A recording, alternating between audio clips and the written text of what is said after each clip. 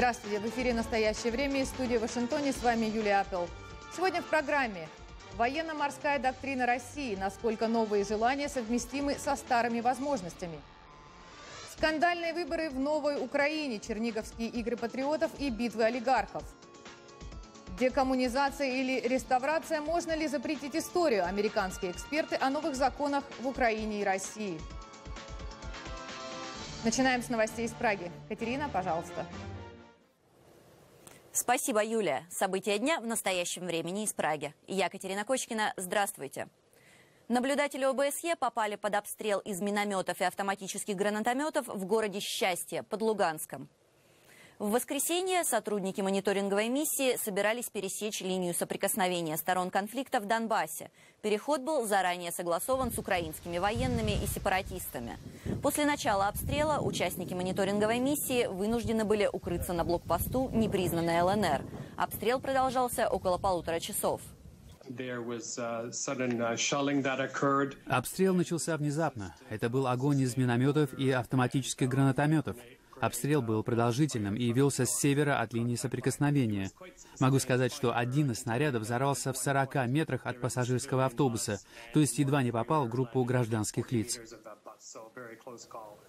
Представитель администрации президента Украины по вопросам АТО Андрей Лысенко подтверждает, что украинские военные вступали в бой с сепаратистами в районе Счастья. В районе города Счастья наши военные трижды вступали в бой с вражескими диверсионно-разведывательными группами. Все 3 атаки противника были отбиты, и враг был откинут за реку в Северский Донец. Поздно вечером боевики провели массированный обстрел наших позиций в районе города Счастья из 152 миллиметровых гаубиц и минометов. В результате обстрелов наблюдатели миссии ОБСЕ, собиравшиеся на встречу с руководством Луганска, не смогли пересечь линию соприкосновения. Задержанного под Донецком человека, назвавшегося российским военным, доставили в Киев, сообщает пограничная служба Украины. Задержанный перевозил боеприпасы. Автомобиль КАМАЗ остановили на одном из блокпостов в воскресенье. При обыске машины были обнаружены ящики с патронами и гранатами. В кабине грузовика находилось 2 мужчин. На этой видеозаписи украинские пограничники допрашивают одного из них.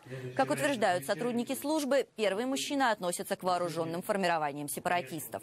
Второй задержанный назвался действующим военнослужащим российских вооруженных сил в звании майора. В самопровозглашенной Донецкой республике видеозапись назвали инсценировкой. Посольство России в Киеве заявило, что никакой информации о задержании не получало. Украинские ветераны войны и семьи погибших на востоке страны пытаются заставить государство выполнить обещанное – выделить землю. Если в столице и городах-миллионниках споры ведутся мирным путем, то в маленьких городках дело доходит до суда. В земельном вопросе разбиралась корреспондент «Настоящего времени».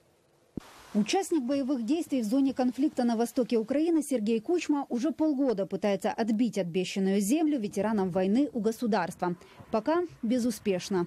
Сельский совет соседнего села не согласовывает генплан земли, мотивируя тем, что у них есть своих 68 семей, которым нужна территория. Это поле 25 гектаров. Места хватит всем. А вот Светлана, мать погибшего в Донецком аэропорту Евгения Яцины, вообще положенные ей 10 соток в глаза не видела. Было решение Киеврады, на котором выделили в семье Быковня на 92 участка по 10 соток, на 92 членов погибших по 10 соток. Фактически как бы земля есть, документы все собраны необходимые, и все, и точка. В июне прошлого года Госземагентство Украины выступило с инициативой о первоочередном представлении земельных участков участникам боевых действий на востоке страны и семьям погибших в зоне боевых действий. Инициативу поддержало правительство, а местные власти пообещали всяческое содействие в вопросах выделения земли. Но на деле все обстоит иначе.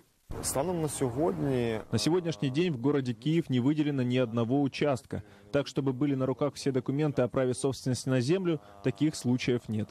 В Госгеокадастре жалуются, что военные и их семьи претендуют на лакомые кусочки и отказываются от менее дорогой земли. Поэтому и возникают спорные вопросы. На данный момент, вот за последними нашими данными, это около 600 гектаров уже передано в собственность атошникам. Но я хочу сказать, что это только те земли, которые уже непосредственно в собственности. Есть очень много приказов, около 25 тысяч человек уже получили разрешение на разработку документации. Вопрос в том, что там, где возникают проблемы, что люди хотят в определенных населенных пунктах, где уже свободных земель нету. Или это земли коммунальной собственности. Чиновники успокаивают, земли хватит всем и уверены, что все спорные вопросы удастся решить полюбовно. Правда, сами военные и семьи погибших готовятся забирать обещанное через суд. Ирина Кононенко, «Настоящее время», Киев. Тем временем в России празднуют День военно-морского флота. По этому поводу Владимир Путин утвердил новую морскую доктрину. В планах России усилить группировки кораблей в Атлантике, Арктике и на Тихом океане. Автор доктрины, вице-премьер Дмитрий Рогозин, заявляет, что поправки внесены в связи с так называемым расширением НАТО на восток. Особое место в доктрине уделяется повышению боеспособности Черноморского флота. Между тем, вчера на параде в Севастополе ракета, выпущенная со сторожевого корабля, самопроизвольно изменила траекторию и едва не попала в толпу зрителей. К счастью, никто не пострадал. Насколько ожидания политиков и полководцев соответствуют реальному положению дел, комментирует военный обозреватель Павел Фельгенгауэр. Очередная такая вот довольно пустая бумажка, набор каких-то нелепых хотелок, что хотелось бы и тут, там плавать, и здесь, там присутствовать, и тут, там быть, и вообще во всем мире как бы доминировать, а возможностей для этого нет, не предвидится, наверное, никогда не будет. Но есть, естественно, реальные задачи, которые флот будет стараться выполнять по мере своей возможности. Они совершенно не связаны с вот этими дурацкими хотелками про Средиземное море и прочую фигню. Самые грязные выборы после революции достоинства. Так очевидцы отзываются о кампании в Чернигове, в знаменитом теперь 205-м избирательном округе. Там сошлись в схватке правая рука олигарха Коломойского и ставленник президента Порошенко. Голосование состоялось, и победитель известен. За играми патриотов следит Тимур Олевский. Центральный избирательный комитет Украины подсчитал уже почти все бюллетени, и победителем гонки за единственное место в парламент становится пропрезидентский кандидат, глава Госуправления делами Сергей Березенко. Он получил 35% голосов. Его главный конкурент, бывший заместитель бывшего губернатора Игоря Коломойского, Вадим Корбан, набрал вдвое меньше – 14%. При том, что и явка была крайне низкая, в бюллетенях значилось почти 100 фамилий. Самым ярким стал эпизод с раздачей продуктовых наборов, которые выдавали малоимущим жителям Чернигова прямо возле палатки укропа. Технологии времен правления Януковича, однако, Вадим Корбан объяснял это простой заботой о малоимущих. В то же время волонтеры Корбана поймали автомобиль с деньгами и бланками социального договора, бумаги, которые, по их мнению, сторонники Сергея Березенко предлагали подписывать избирателям в обмен на деньги. Банальный подкуп доказать в суде не удалось, но про административный ресурс, включенный кандидатом от блока Петра Порошенко для победы, местные журналисты утверждают уверенно и приводят в пример построенные накануне выборов детские площадки и покрашенные заборы. Вот такие картинки бьющихся армий стали символом кампании. А соратник проигравшего Корбана Борис Филатов, народный депутат, бывший бизнесмен, заявил нам, что выборы серьезно пошатнули президентскую власть. Ни у кого уже не осталось иллюзий. Я думаю, что для господина Порошенко это определенного рода точка бифуркации. Его политический режим пойдет в разнос, либо он начнет закостеневать, превращаться в режим Януковича. Правый, например, тот же самый правый сектор, они просто по этому поводу говорят, что, смотрите, мы же с самого начала сказали, что при ныне существующем режиме системном бороться политическими методами невозможно. В словах депутата есть свой резон, их называют не только играми патриотов, но и битвой рейдеров с коррупционерами. Проиграть Игорю Коломойскому, которого с таким трудом отправил в отставку недавно президент Порошенко, видимо, не хотелось, но и с победой не сладко, утверждает сам победитель. Компания действительно была достаточно грязная и использовалось много технологий, которые не украшают выборы. Мы получили большие, в том числе, имиджевые потери, и действительно работой своей уже депутатской нужно будет исправлять ситуацию. Я очень благодарен. Черниговцы сделали большое дело. Они сами остановили все, что могло произойти. Потому что если бы был небольшой взрыв, однозначно были бы конфронтации. Сергей Березенко утверждает, что теперь Чернигов он не оставит, а сделает площадкой для победы на осенних выборах. Вадим Корбан, видимо, тоже Старые технологии новых выборов уже привели к тому, что в город пришлось вводить Нацгвардию. На все избирательные участки ее бойцов осенью может не хватить. Тимур Олевский. Настоящее время. Коммунистам в Украине теперь запрещено участвовать в выборах на всех уровнях. Об этом заявил министр юстиции страны. Под запрет попали все – Коммунистическая партия Украины, ее обновленная версия, а также Компартия рабочих и селян. Решение связано с новым законом о декоммунизации. В нем разбирались мои коллеги в Вашингтоне. Юля, вам слово. Катя, спасибо. Совершенно верно. При этом законы вызвали споры не только в самой Украине. Свыше 70 историков из разных стран мира подписали открытое письмо президенту Украины Петру Порошенко и спикеру парламента Владимиру Гройсману с призывом не принимать законы о запрете коммунистической символики. Беспокоит авторов письма и то, что они называют героизацией украинских националистов ОУН-УПА. Однако законы вступили в силу. С некоторыми подписантами письма президента Украины встретился Александр Панов. К собственной истории бывают разные подходы. В Лондоне мирно рядом стоят памятники королю Ричарду Львиное Сердце, Оливеру Кромвелю, свергнувшему и казнившему короля, премьер-министру Черчиллю. Англичане принимают всякое историческое наследие. В России в 91-м разговоры о люстрации КГБшников и попытка суда над Компартией ни к чему не привели. А сейчас полным ходом идет реставрация прошлого, то ли брежневской эпохи, то ли еще хуже. И вводится масса запретов. Украина пошла путем декоммунизации, частично сделав то, перед чем остановились российские власти. В Украине сносят памятники и меняют название улиц. Петь гимн СССР, УССР, торговать сувенирами с красной звездой, серпом и молотом сегодня чревато уголовной ответственностью. В России тем временем подумывают, чтобы вернуть статую Дзержинского на Лубянскую площадь. То, о чем украинские эксперты, историки, академики не смогли договориться за четверть века, украинские власти решили за 9 дней. Однако новые законы о декоммунизации при всех симпатиях Запада к Киеву вызывают здесь вопросы. Профессор из Канады Дэвид Марплс признался, что впервые в жизни подписал открытое письмо президенту. Письмо Петру Порошенко подписали исследователи из США, Германии, Великобритании, Швеции, Турции, ученые из Украины и один из России. Мы можем понять, почему Украина приняла законы о декоммунизации. У нас не возникает вопросов по поводу демонтажа статуи Ленина. Он никогда не бывал в тех местах, где они стоят. Его роль в истории давно переосмыслена. Но есть регионы Украины, где связь с советской историей гораздо сильнее. Что мне не нравится? Ограничение дискуссий, расследований. Эти законы догматичны. В список неприкасаемых попадают такие противоречивые группировки националистов, как УНА-УНСО. О них историки спорят десятилетиями, а здесь им дан ярлык. Борцы за свободу, которых нельзя критиковать. В России сейчас тоже пытаются принять догматичные законы. Например, запрещается смотреть на Вторую мировую войну иначе, чем это было прописано в старых советских учебниках. Дух и содержание этих законов, пишут историки, противоречат одному из основополагающих политических прав – прав на свободу слова. Нарушают принципы Совета Европы и ОБСЕ, международные обязательства, взятые Киевом. Эти законы обеспечивают комфорт и поддержку тем, кто пытается ослабить и разделить Украину, говорится в письме. Но в отличие от России, где допуск к архивам закрывается, новые украинские законы архивы открыли. Имена сотрудников и тайных осведомителей КГБ будут преданы огласке. В Украине иллюстрация начинает работать. Западные и многие украинские историки считают, что эти законы перед принятием нуждались в более детальном обсуждении, в дополнительных поправках. Принята одна версия истории, запрещающая, к примеру, осуждать националистические организации. В обществе нарушается баланс, свобода дискуссий. Одни объявляют 70 с лишним лет советской истории сплошным преступлением. Другие готовы проклинать 90-е и попытки построить демократическое общество, возвеличивают советскую имперскую эпоху. Общее то, что и те, и другие переписывают учебники истории в очередной раз. Александр Панов, Андрей Дегтярев. Настоящее время. Вашингтон. Россия стремится к федерализации Украины, поскольку это позволит восточному региону иметь фактическую независимость. Это мнение Курта Волкера, директора Международного института лидерства Джона Маккейна. Волкер не согласен с теми, кто утверждает, что США могут каким-то образом сдать Украину России, в том числе путем навязывания Киеву идеи федерализации страны.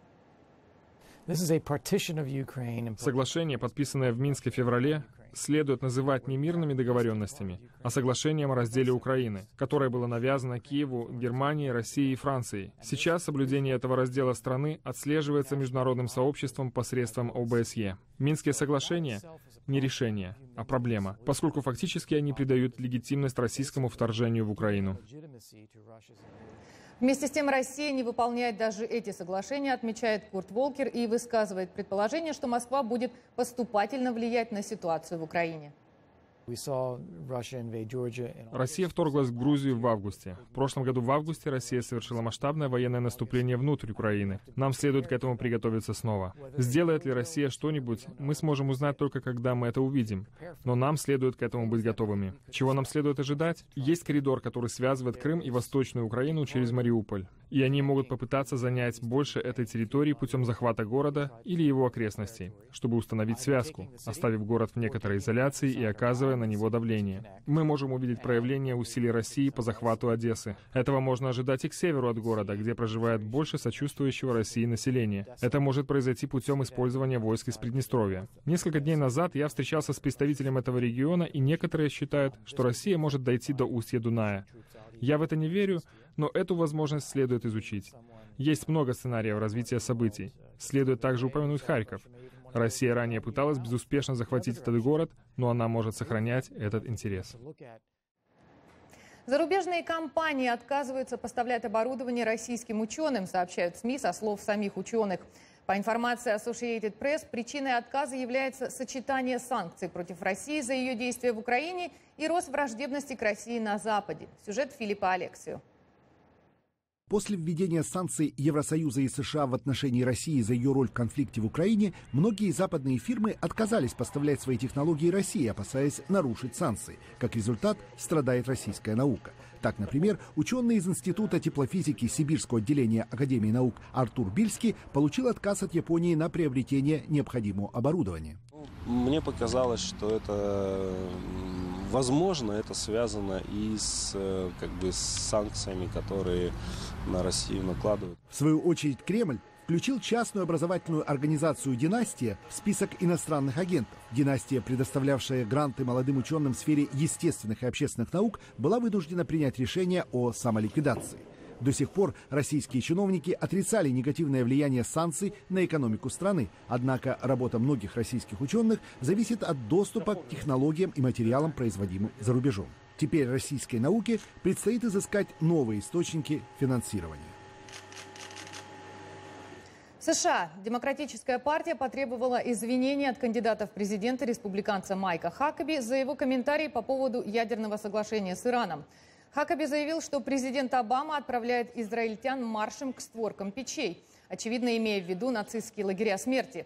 Глава Демократического национального комитета Дебора Вассерман-Шульц сказала, что подобным высказыванием не место в американской политике, а Майку Хакаби следует принести извинения европейскому сообществу. Между тем, Вашингтон выступил в поддержку воздушных и артиллерийских ударов Турции по позициям боевиков Исламского государства в Сирии и курдских повстанцев в Ираке. Заявление было сделано после того, как ответственность за волну насилия в Турции была возложена на обе группировки. Представитель Белого дома заявил в воскресенье, что Анкара имеет право предпринимать действия в отношении объектов террористов, в том числе наносить удары по позициям Рабочей партии Курдистана. Это было первое наступление Турции на объявленную вне закона курдскую организацию после заключенного в 2013 году мирного соглашения. Турция обратилась с просьбой созвать во вторник чрезвычайное заседание послов НАТО для обсуждения военных операций против ИГИЛ и сепаратистов РПК. У наших коллег в Праге другие новости. Катя? Спасибо, Юлия. Современные реалии заставляют украинцев задуматься об экономии ресурсов. В этом им пытается помогать государство, но пока программа энергоэффективности не слишком соответствует своему названию. Почему, выясняли наши коллеги из Одессы.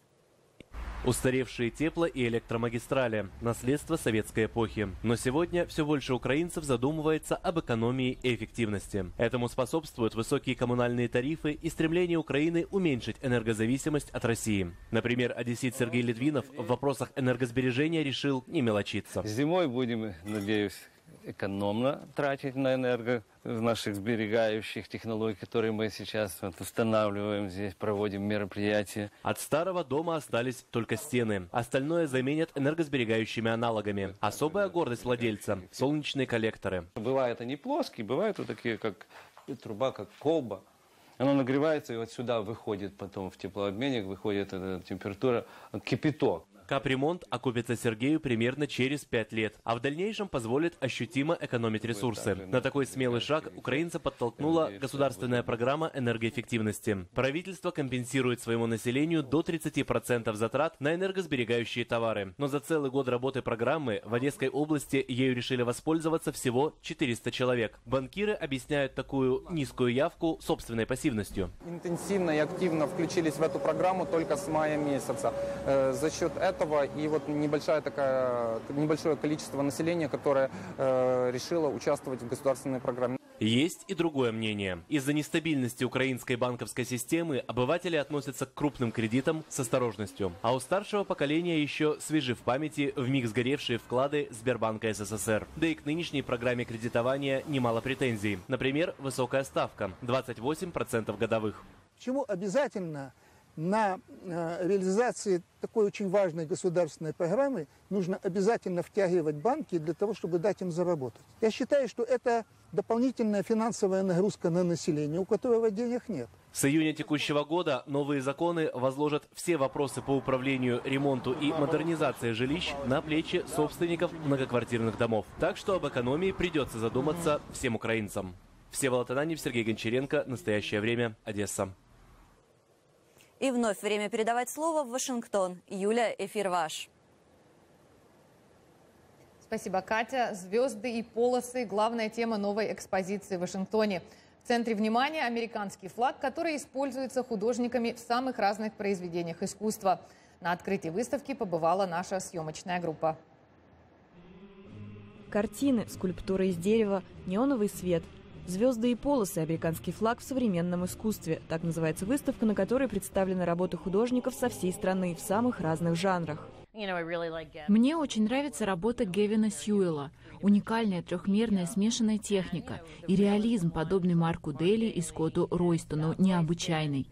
А вот причудливые работы Аниты Кунц – это «Мона Лиза» и «Американский флаг». Работы Кина Норвала с большим юмором. Так что действительно, каждая из них выглядит по-своему уникально. Эта тема особенно близка побывавшей на войне художнице Лори Тейлор. Я очень много работала с ветеранами, для меня это очень важно. И моя задача – вернуть ветеранам то, что все они дали мне. Художница Кэтрин Оуэнс также ищет вдохновение в личном опыте. Мой сосед Сэм и его жена Николь оба воевали в Ираке, а он еще и в Афганистане. Я спросила его, можно ли разрисовать его ботинки, и он согласился. Когда он пришел и увидел еще незавершенную работу, он провел рукой по ботинкам, посмотрел на меня и сказал: «Кэтрин, вот так чувствовали себя мои ботинки, когда я был в Ираке, и они были все в этом очень-очень мелком песке, и по сей день у меня от этого мурашки по коже, и слезы наворачиваются каждый раз, когда я об этом рассказываю». Ностальгия и патриотизм – наиболее характерные темы этой выставки. Однако посетители отмечают, что здесь также были работы, на которых представлены некоторые менее радостные моменты американской истории. Это довольно тонкое дело – показать все лучшее, что есть в Америке, американские идеалы. В то же время художник должен, совершенно не стесняясь, уметь показать те времена в нашей истории, когда мы этим идеалам не соответствовали. Всякий раз, когда я смотрю на американский флаг, у меня мороз по коже, и размещение в этой экспозиции в коммерческой палате – это то, чем я горжусь и что меня так волнует. Из Вашингтона в Арктику, к белым медведям. В условиях быстро тающих льдов будущее у этого хищника вырисовывается мрачное. Такой вывод команды ученых, которые провели в Арктике 2 лета, наблюдая за животными. Репортаж нашего корреспондента Розанны Скербл. Белые медведи в дикой природе не могут обойтись без льда. Для них лед – своего рода платформа, на которой они охотятся. Но среда их обитания нагревается и сокращается, и медведи оказываются надолго лишенными возможности добыть пропитание. Весенний охотничий сезон сокращается, а летний сезон, когда у них совсем мало еды, удлиняется. И они по-прежнему испытывают трудности с поисками пищи зимой. Белые медведи испытывают физиологический стресс. Путешествуя на ледоколах, ученые из университета Вайоминга отловили более 2 десятков медведей, взяли у них образцы крови и вживили датчики, чтобы следить за температурой. Так они 2 года наблюдали за медведями, когда те были на льду и на берегу. Ранее ученые предполагали, что медведи могут отчасти компенсировать недостаток еды летом, впадая в ходячую спячку, становясь медленнее и доводя метаболизм до того уровня, который характерен для них зимой. Мы обнаружили, что белые медведи, в отличие от ближайших родственников, бурых медведей, не способны замедлять метаболизм до уровня, который мы наблюдаем в период зимней спячки. Так что есть пределы срока, когда они могут летом оставаться без еды. Поэтому, говорит она, медведи не могут сохранять энергию так, как ранее предполагали ученые. Публикуя материалы в журнале Science, авторы призывают к действиям. Если мы хотим быть ответственными жителями своей планеты, мы должны сделать все, что в наших силах, чтобы остановить эту тенденцию таяния льдов. Это означает, что нужно обуздать выбросы парниковых газов, которые нагревают планету и ставят белых медведей на грань вымирания. У Алиутских островов Аляски зафиксировано землетрясение. Геологическая служба США сообщила, что его сила составила 6,9 балла по шкале Рихтера. На данный момент угроза цунами отсутствует. Неповоротливые машины с острыми углами и резкими движениями. Такими мы представляем и видим современных роботов. Но группа исследователей в университете Карнеги-Меллон считает, что роботы, особенно те, кто взаимодействует с людьми, должны быть мягче, а значит безопаснее. Сюжет Джорджа Путича. Многие сегодняшние роботы напоминают людей. Одни частично, другие похожи на человека почти как 2 капли воды. Роботы выглядят как животные, насекомые, рыбы, змеи и птицы. Но большинство из них изготовлены из твердых материалов, и разработаны они для выполнения тяжелой работы. Мягкие роботы, вроде этого славного тюлененка по кличке Пара, используются для того, чтобы создавать комфортную обстановку пожилым людям, живущим в доме престарелых в Японии. Но это скорее исключение, а вот исследователи из университета Карнеги-Меллон считают, что именно таких роботов должно быть больше. Люди много лет занимаются робототехникой, конструируют роботы, но людям было интересно создавать крепкие машины из твердых материалов. Поскольку многим роботам нужно взаимодействовать с людьми, Йонг Ли Парк и его коллеги утверждают, что чем робот мягче, тем безопаснее он для человека. Профессор робототехники Крис Аткинсон говорит, что твердую структуру роботов можно покрывать надувными элементами, которые могут менять форму машины в соответствии с требованиями. Он отмечает, что исследователей вдохновил Baymax, робот из популярного диснеевского фильма «Город героев». Я слышал от многих людей о позитивном воздействии этого фильма на детей. Фильм рассказывает о роботах и приводит к тому, что дети хотят стать учеными и инженерами. Исследователи полагают, что время жестких машин уходит, и для завоевания рынка роботы должны стать приятнее на ощупь. И напоследок, не знаю, где вы нас смотрите и какая у вас погода, но у нас в Вашингтоне почти 30 градусов и мечтается об океане. Но море далеко, солнце высоко, а залезть в фонтан могут не все. Значит, пора в музей. В Национальном музее архитектуры построили искусственный пляж. Вместо песка ковролин, вместо воды и волн белые полупрозрачные шарики. Звучит как дешевая подделка реального пляжа, но выглядит отлично, плюс живая музыка. Единственное, чего не хватает, говорят посетители, это прохладительных напитков.